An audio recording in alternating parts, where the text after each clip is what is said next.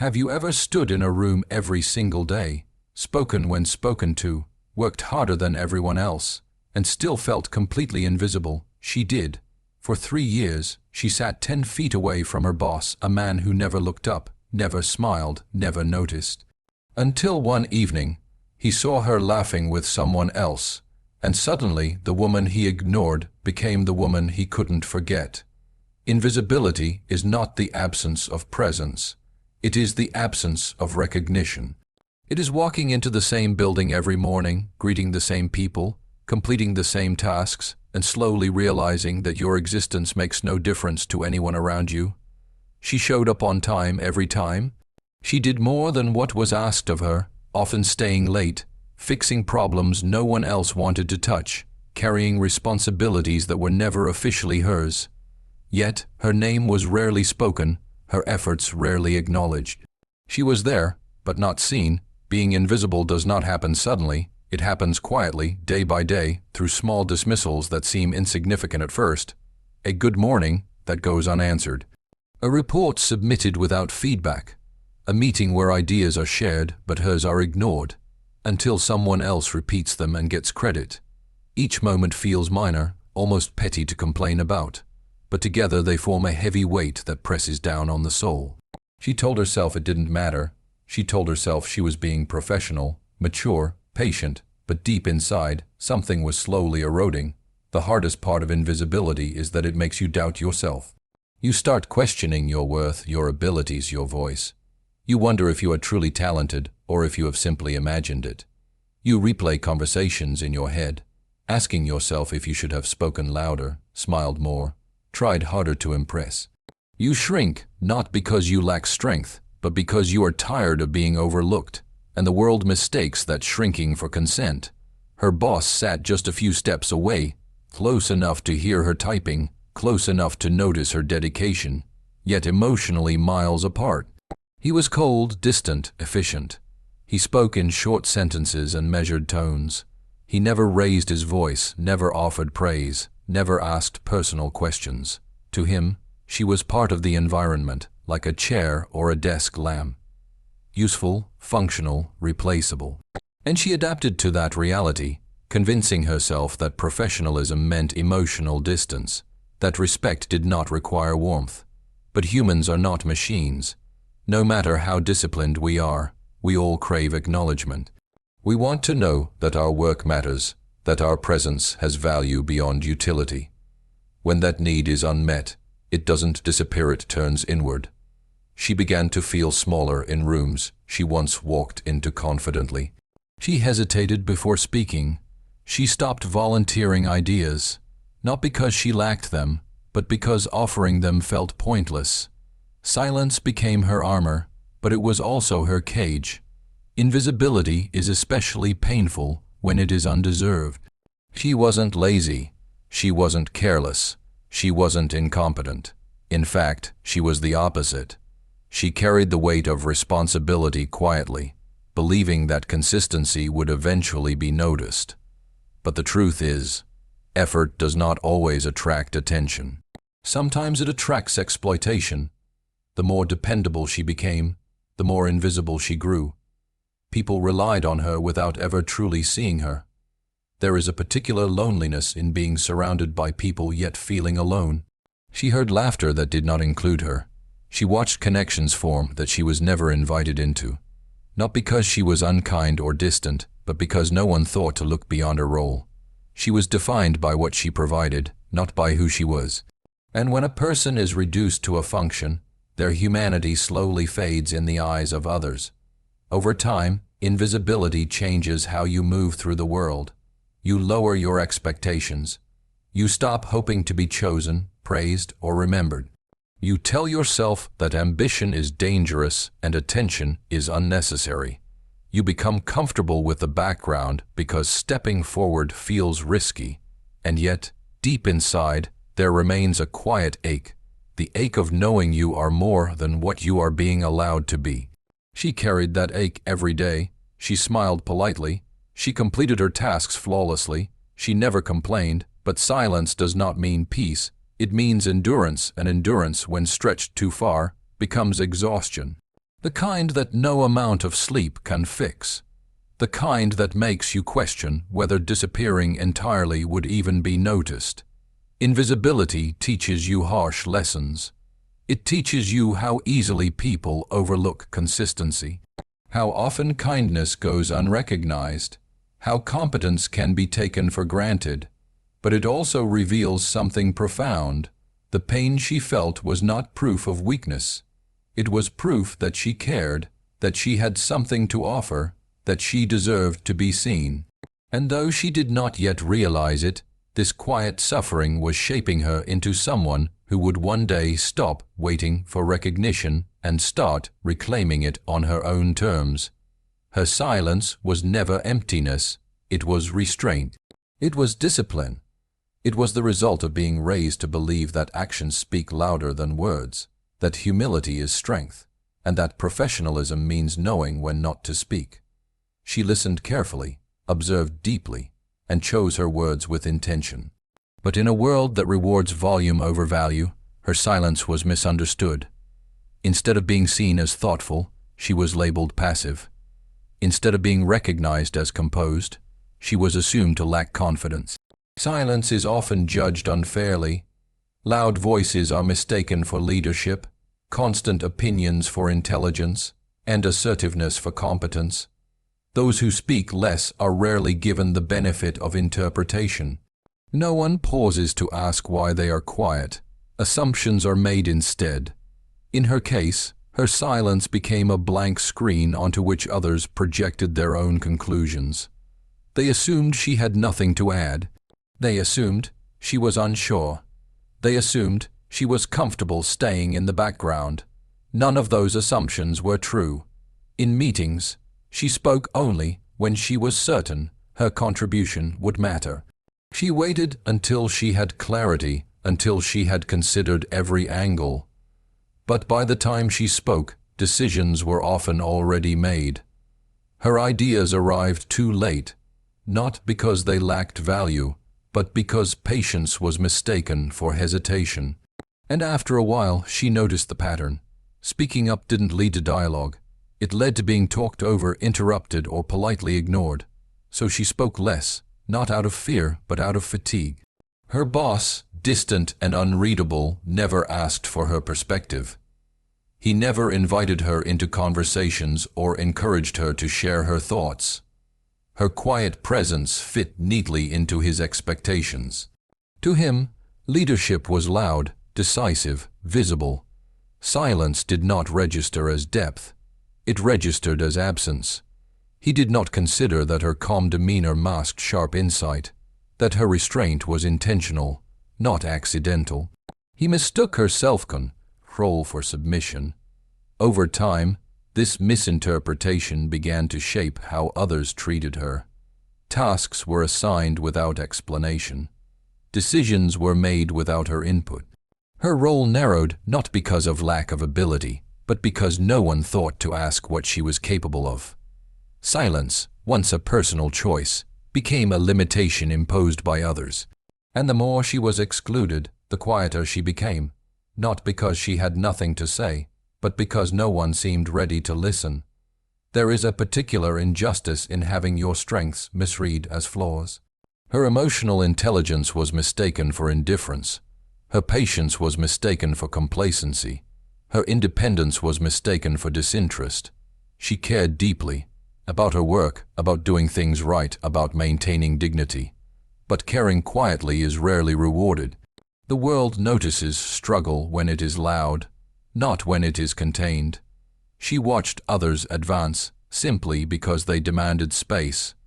They interrupted, insisted, repeated themselves until they were heard. And slowly, she began to internalize a dangerous thought. Maybe visibility requires becoming someone she was not. Maybe her silence was a mistake. Maybe her nature was incompatible with success. These thoughts did not come from insecurity alone. They were shaped by an environment that failed to understand her. Her boss never noticed the subtle ways she held things together.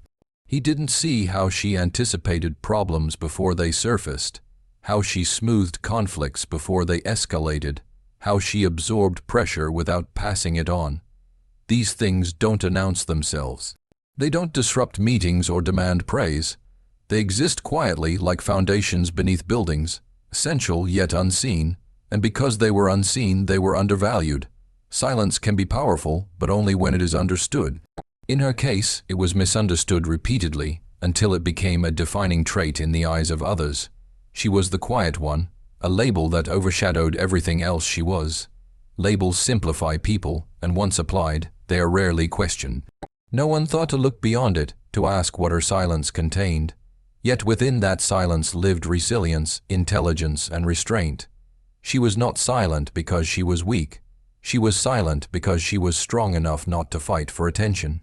She believed quality would eventually speak for itself, but the painful truth is that silence without recognition becomes erasure. And while she had not yet broken that silence, something within her was shifting, an awareness that being misunderstood for too long can be just as damaging as being ignored. It did not happen in a dramatic meeting or a carefully planned confrontation. There was no announcement, no confession, no turning point that anyone could have predicted. It happened in an ordinary moment, the kind the world usually forgets. A moment so simple that, under different circumstances, it would have meant nothing at all. And yet, for him, it altered the way he saw her forever. That evening, she was no longer in her usual place. She was not behind her desk, not focused on deadlines, not wrapped in quiet efficiency. She was outside the structured world where he controlled the rhythm and the rules. She was standing somewhere unexpected, engaged in conversation, her posture relaxed, her expression open. And for the first time, he saw her without the filter of routine, without the labels he had assigned, without the assumptions he had never questioned. She was laughing, not a polite smile, not the restrained curve of lips she wore at work. It was real, unguarded, effortless, the kind of laughter that comes from comfort, from being fully present with someone who sees you. Her eyes were alive in a way he had never noticed before, her voice warmer, freer. She was animated, expressive, unmistakably human. And the most unsettling part was not the laughter itself. It was the person standing beside her. She was not alone. Someone else was listening to her, leaning in, responding with interest. Someone else was giving her what he never had, attention without conditions, acknowledgement without authority. And in that moment, something sharp and unfamiliar twisted inside him, a reaction he did not invite and did not understand. Jealousy did not arrive loudly. It surfaced quietly, like a sudden heat under the skin, catching him completely off guard. He told himself it was nothing, that he was simply surprised, that he had never seen her like this before, but his eyes lingered longer than they should have. His mind replayed the scene even after it ended. The image of her smiling, fully seen by someone else, disturbed the order he had grown comfortable with. She had always been where he left her, silent, reliable, unclaimed by the attention of others, and now she wasn't. What unsettled him most was not the presence of another person, but the realization that she existed beyond his perception. She had a life that did not orbit his expectations, a personality that did not require his approval. He had assumed her quietness meant emotional distance, that her composure meant detachment. But the woman he saw that evening shattered those assumptions without saying a word. In that instant, his memory began to reorganize itself. Moments he had overlooked returned with new meaning. The way she anticipated needs before they were spoken, the consistency of her effort, the calm intelligence behind her restraint. He saw, with sudden clarity, how much he had taken for granted. And that clarity did not feel enlightening, it felt threatening, because recognition, once delayed, often arrives carrying regret. He had never thought of her as someone who could be taken away, not physically, but emotionally. He had never considered that someone else might value what he had ignored. And now that he saw it, he could not unsee it. The shift was subtle, but irreversible. His authority no longer felt as secure. His emotional distance no longer felt neutral. For the first time, he was aware of his own gaze, and how late it was. She, meanwhile, remained unaware of the storm forming behind his composed expression. She was simply being herself, unburdened by the need to perform or restrain. She was not trying to be noticed. She was not proving anything, and that was precisely what made the moment so powerful. She had not changed, only the context had. From that evening onward, the dynamic was no longer the same. He began noticing her in ways he never had before, not because she demanded attention, but because he could no longer deny her presence. The silence he once dismissed now felt charged with meaning. The space she occupied now felt different. Something had shifted, not in her behavior, but in his awareness. The moment everything changed was not about love or possession. It was about realization, about seeing, too late, the depth of someone you had reduced to a role. And once that realization takes hold, it does not fade quietly. It lingers, reshapes perception, and leaves behind a burning awareness that what was once invisible may never be overlooked again. Jealousy is rarely about desire alone. It is about awakening. It emerges not when something is created, but when something is threatened. For him, jealousy was not a loud emotion. It was a slow, unsettling realization that something valuable had existed right in front of him, unnoticed, until the possibility of losing it appeared. What he felt was not sudden affection. It was the discomfort of recognition arriving too late. He had built his identity around control, of environments, of expectations, of emotional distance. In his world, emotions were inefficiencies, distractions best kept at bay. He believed neutrality was strength and detachment was professionalism, and within that framework she fit neatly, quiet, capable, unobtrusive. She asked for nothing, demanded nothing, and therefore required nothing from him. Or so he thought. Jealousy disrupted that order. It forced him to confront a truth he had avoided. Indifference is easy only when you believe you are irreplaceable. The moment he saw her valued by someone else, the illusion shattered. Suddenly, her attention was no longer guaranteed. Her loyalty was no longer assumed, and that uncertainty unsettled him more than he cared to admit. Jealousy does not create feelings, it exposes them. It pulls hidden assumptions into the light. He realized that he had grown accustomed to her presence in ways he had never acknowledged. Her consistency had become a constant, her reliability a silent assurance that things would always be handled. And when that constant appeared to shift, he felt the absence before it even occurred. The fear was not that she would leave, but that she could. He began noticing details he had once dismissed. The way her absence from a room altered the atmosphere, the efficiency that followed her work, the calm she brought into situations that might otherwise have escalated. These realizations were not romantic. They were unsettling. They revealed how dependent he had become on someone he had never truly valued. Jealousy, in that sense, was not possessive. It was revelatory. What made the emotion more uncomfortable was its contradiction to his self-image. He did not see himself as someone who reacted emotionally. He prided himself on rationality, on being unaffected. And yet, here he was, distracted, unsettled, questioning. The presence of another person in her life had exposed a vulnerability he did not know he had. And that vulnerability felt like weakness. Jealousy also forced him to re-examine his past behavior. Moments of dismissal returned to him with new weight. Conversations he had ended too quickly. Opportunities he had never offered. Silences he had never questioned. He began to see how his emotional distance had not been neutral. It had been consequential. It had shaped how she saw herself, how she positioned herself, how invisible she had become. There is a particular discomfort in realizing that you have benefited from someone's quietness without ever earning it. He had relied on her restraint, her professionalism, her patience, without considering the cost. Jealousy made that cost visible. It revealed that her silence had not been emptiness, it had been generosity, and generosity, once recognized, demands responsibility. Yet jealousy does not automatically lead to growth. It can harden into control or soften into awareness. In his case, it hovered between the two. He felt the urge to reclaim attention he had never given, to assert a presence he had long withheld. But alongside that urge was a quieter realization. He had never truly seen her. And now that he had, he could not pretend otherwise.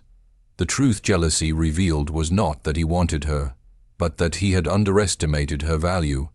He had mistaken availability for permanence, quietness for compliance, professionalism for emotional absence. Seeing someone else recognize her humanity forced him to confront his own blindness, and blindness, once acknowledged, cannot be undone. Jealousy stripped away his assumptions and left behind an uncomfortable clarity. She had always been worthy of attention, connection, and recognition. The difference now was not in her, but in the risk of losing access to her presence. And that realization, sharp and persistent, marked the beginning of a reckoning he had never expected to face. For a long time, she believed that recognition was something granted by others. That visibility came from being noticed, approved, acknowledged by those in authority. She believed that if she worked hard enough, stayed consistent enough, remained patient enough, someone would eventually look up and see her. This belief kept her tethered to expectations that were never clearly defined and approval that was never promised. And without realizing it, she had given away her power, placing it in the hands of people who never intended to return it. The shift did not begin with confrontation or rebellion. It began quietly, almost invisibly, much like she once was. It began the moment she stopped adjusting herself to be acceptable. She stopped rehearsing conversations in her head, stopped calculating how her words would be received, stopped measuring her worth by reactions that never came.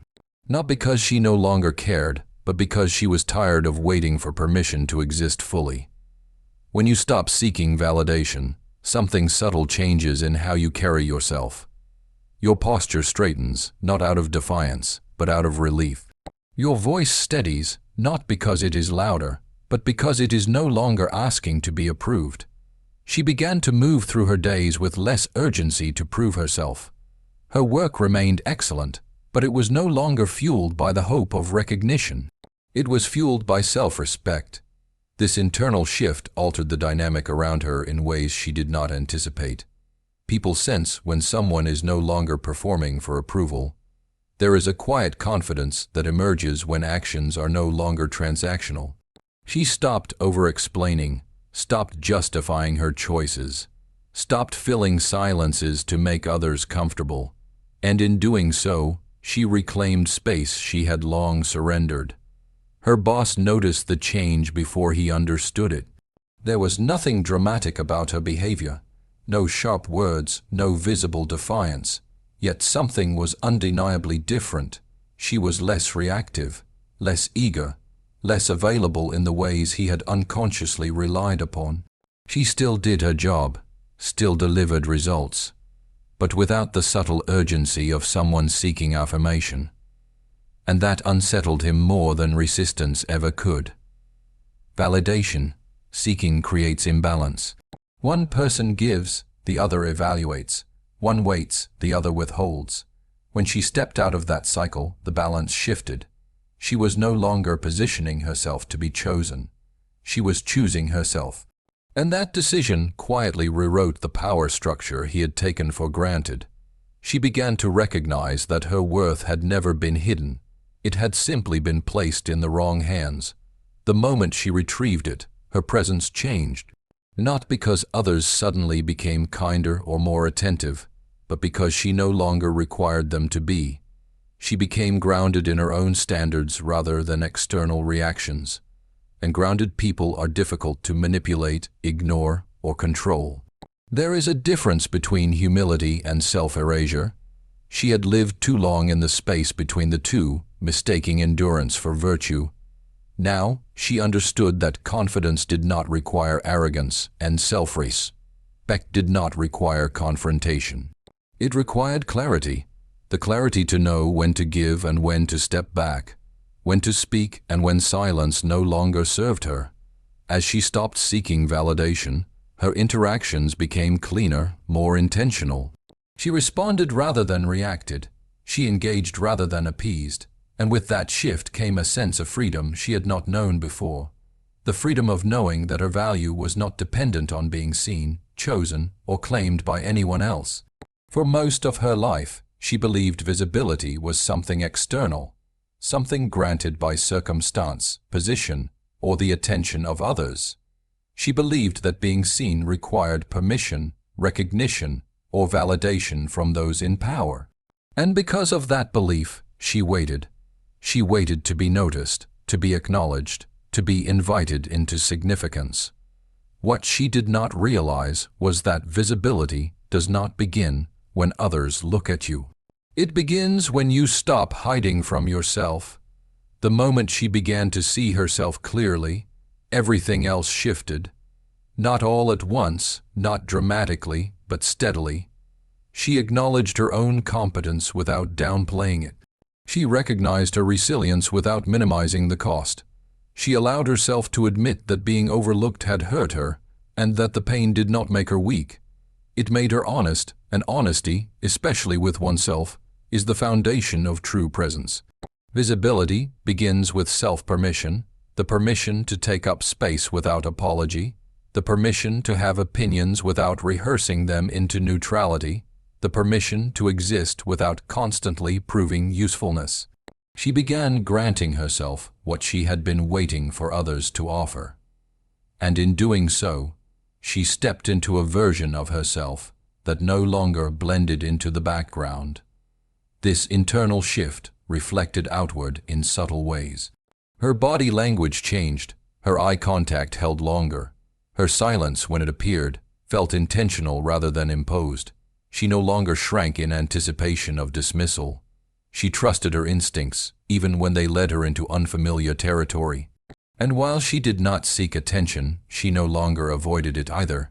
She understood that being visible was not about performance. It was about alignment. She stopped introducing herself through her limitations, stopped leading with disclaimers, stopped softening her presence to make others comfortable. These changes were not aggressive. They were grounded. She did not become louder or harsher. She became clearer. And clarity has a way of commanding attention without demanding it. When visibility begins within, it is no longer fragile. It does not disappear when someone looks away. It does not depend on praise or approval to survive. She learned that external recognition, when it comes, should be a reflection, not a foundation. Because foundations built on other people's attention are unstable. Foundations built on self-awareness endure. She also learned that being seen does not mean being consumed by others' perceptions. True visibility allows room for misunderstanding without collapse. It allows you to be known by some and unknown by others without feeling diminished. She no longer needed everyone to see her. She needed only to stop making herself invisible. In embracing her own visibility, she accepted responsibility for it. Responsibility to speak when silence cost her dignity. Responsibility to leave spaces where she had to shrink to belong. Responsibility to honor her own growth, even when it disrupted familiar dynamics. Visibility, she realized, is not passive. It is a choice repeated daily. As she stood more fully in herself, the world responded. Not always kindly, not always immediately, but inevitably.